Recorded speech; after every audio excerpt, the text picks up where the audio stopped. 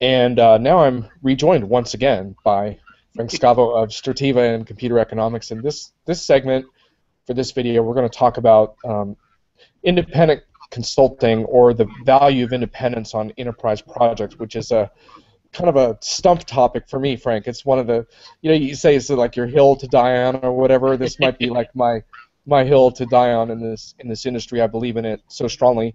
But why don't we talk just briefly about your firm and how you view independence, because even the term independence is a little bit loaded and kind of hard to define sometimes.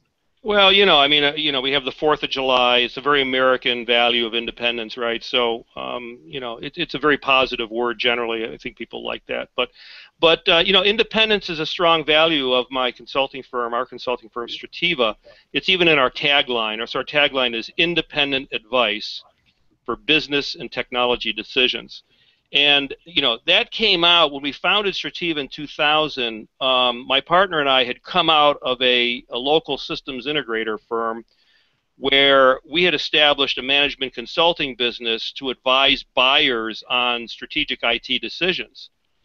But back in the home office, we had people down the hall that were selling some of the same solutions that we were, advising buyers on. So, Oh you know, boy. we we felt we were, independent and could objectively, evaluate those systems. But I'll tell you what the funny part was. It wasn't that we favored those systems. It was that when you're in a software selection deal and one vendor is not, is behaving badly or not, holding up, not doing what they're supposed to do, and you have to lean on them.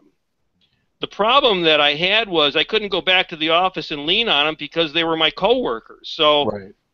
after, but doing this for about 18 months, we said, this is just not going to work. So when we started Strativa, we said, okay, this is going to be a purely independent consulting firm in that we do not have tech vendor relationships. We don't receive referral fees. We don't receive commissions. We don't have a bench of implementation consultants that we would like to keep busy. We are strictly selling advice.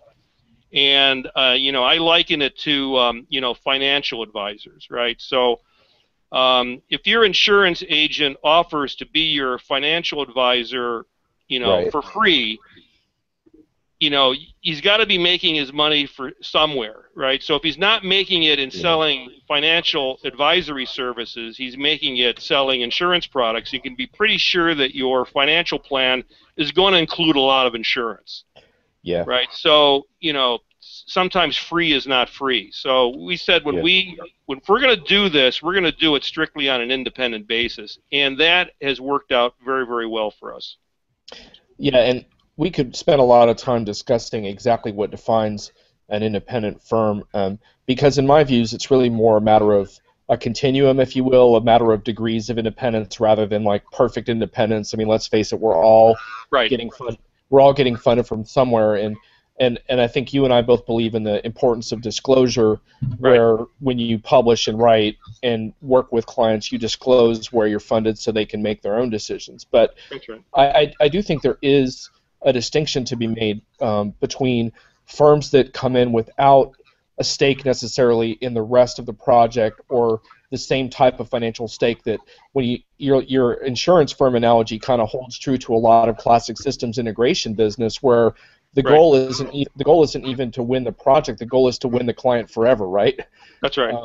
And there's not necessarily anything inherently wrong with that. It's just that I have become particularly frustrated that customers haven't taken more advantage of bringing in independent advisory throughout their project life cycle, so that maybe they still work with the same vendors, but they do it in a more informed and realistic way, if that makes any sense. It totally makes sense. I And you, think I think the other thing that I have seen in a couple instances recently is where customers are kind of in between whether they should move ahead with a system replacement or not. And they're looking for independent advice that actually would include consideration of their existing system or their existing provider. And if a technology consulting firm business is based around implementing new systems, there is a bias toward not staying with the legacy solution. So that's another Right. place where independence. I mean, you got to consider the client's current, environment or their current system as a vendor, and that need due consideration. And in some cases in the past, we've gone through entire software selection projects that ended with the conclusion you should stay with your current vendor and do an upgrade. And that may Right. not have been where the client started from, but through the due diligence, we find out that they're actually in better shape than they think they are. So there's another role of independence. So have you ever had to deliver feedback to the customer that wasn't necessarily what they wanted to hear, or manage vendor relationships that were kind of difficult where you knew you were really earning your money as an independent? Well, sometimes we play a little bit of, therapist in some of this as well. And I'm thinking to a local plastics manufacturer we did some selection for in the past. It's exactly what I'm talking about here. It turns out their current system was probably the right system to stay with, but they had Mhm. gotten themselves into such a bad relationship with this vendor that they needed kind of a detente. They needed someone to help reconcile and smooth over the relationship. So we had to come in and talk to the vendor and kind of convince them that they should come back and re-engage and talk to the client and kind of settle them down and kind of repair the relationship. So yeah, sometimes we get into all kinds of situations like that. You and I have talked about how you often identify yourself as a buyer advocate or an advocate for the customer's interests. And have you found yourself in situations where you're helping them to navigate things like pricing and navigate the marketing claims of vendors and sort of and playing that role sort of as an independent where you're trying to be dispassionate but you're trying to educate them as to the nuances of different vendors and how they work? And Well, that is one of the values that we bring because we deal with these vendors on a repeated basis. I think that one of the things that buyers don't realize when they go into a negotiation with a vendor, that the vendor does that every day of the week, every week of the year, year after year. right. The buyer only negotiates a major software contract once, potentially once every few years if it's a smaller a client in dealing with a certain vendor they may have never dealt with before. So they need a little more the buyer needs a little more advocacy or horsepower on their side to kind of navigate the process and know where the kind of the tricks and the traps are. So Mhm. it's an important role that I think is very much needed. I was having an argument with Eric Kimberling of Panorama Consulting about this because he recently posted a blog. It was actually about the ERP outlook, but I look at independent advisory much beyond ERP, well beyond ERP. But his point was that there's a much greater acceptance of independent advisory now than there has been in the past, and I tended to view his position as wishful thinking. I still view customers as being more inclined towards trusting one particular voice and also avoiding like the challenges of navigating when you have more than one relationship. Suddenly you're navigating a lot of politics around different points of view. What's your take? Are you seeing an increased level of embrace of the independent advisor type of role or not? Well, I agree with Eric on one point, and that is that I used to have to, back in the late 90s, early part of the 2000s, used to have to explain a lot more why independence was important in advising customers on the front end. I don't find that as much anymore. I find prospects reach out with that in mind. We want somebody who doesn't, partner with vendors, and we want to be sure you're not selling or representing software. So they come to us with that.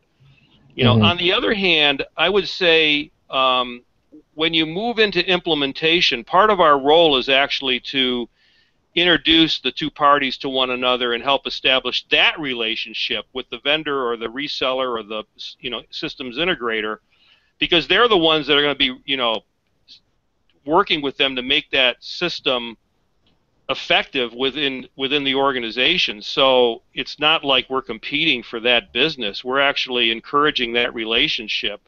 Right. So at that point, I mean, if you're in the middle of an Oracle e-business system implementation, you want a partner that's worked with that system, that knows it inside out, and is going to be with you for the long run. Guess what? That's not Strativa, because we don't have a bank of those consultants, on hand here. So we're going to help introduce you to who we think is the best partner to help you, be successful. That's so. Right. At some point, you want independence. At another point, you don't really want independence. You want somebody that knows that solution. the other area I think customers need to be aware of is that cloud vendors have come onto the scene with a lot of positive press and perhaps some well-earned praise for delivering a new value proposition to the client particularly around internal IT management resources and such. But at the same time, the same kind of customer advocacy principles apply to any type of software, right? So despite increased cloud adoption, that doesn't mean that customers don't need to be vigilant about everything from pricing to contracts and We've you know, had the same issues with cloud vendors that we've had with the traditional on-premise vendors.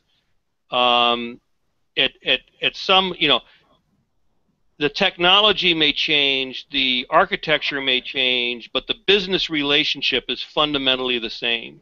So, we've negotiated contract issues, relationship issues, services issues where the vendor's not holding up their end of the deal. I don't see any difference between the traditional vendors or the cloud, even the pure cloud vendors in that respect.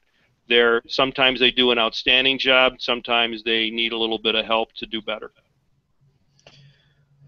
So as an advisor, a customer's placing a lot of trust in you, right, to navigate that process. Does it take a while to build that relationship up, or? It does. I think through the process, we're doing one project now. I just got off the phone with a series of vendor introductions this week, and they trust us to have their best interests in mind, and that's really, I think, what gives us the greatest satisfaction is knowing that we're going to do the right thing by the client. And the vendors are the same way. I mean, a good vendor that gets into a deal, they want the customer to be successful. That's what's going to lead to additional business. So, Sure. with the best projects, all the interests line up together. Our interest, the vendor's interest, and the client's interest. We all want to make this project successful because that's going to win all of us, new business going forward. I think that's a good stopping point for that. Well put. You weren't able to settle completely my bet with Eric because you kind of took a nuanced take on that, but that's fair. So independents are growing in stature on projects, but some of the same challenges. That's right. Independence is important, but it's certainly not everything. All right. We'll leave it that way for now. Thanks for joining us tonight, Frank. Appreciate it. Thanks, John. Appreciate it. Good night. Good night.